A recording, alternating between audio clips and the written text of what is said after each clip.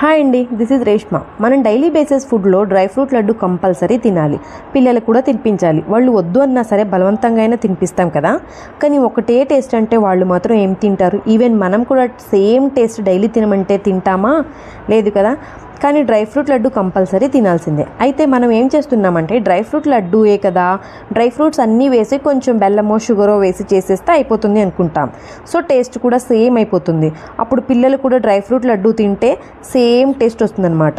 So అందుకనే నేనేం చేస్తున్నానంటే ఒక వారం two varieties of dry fruits, 2 varieties of seeds వేసి కొంచెం డేట్స్ వేసి చేస్తాను. వాళ్ళకు కూడా చెప్పాలన్నమాట, ఈరోజు ఈ వీక్ మనం ఇచ్చేస్తున్నాం అని చెప్తే వాళ్ళకు కూడా అర్థమవుతుంది. సో ఇంకా నెక్స్ట్ వీక్ వచ్చేసి same different types of varieties of dry fruits and seeds వేసి చేసామంటే వాళ్ళకు కూడా టేస్ట్ అనేది తెలుస్తుంది.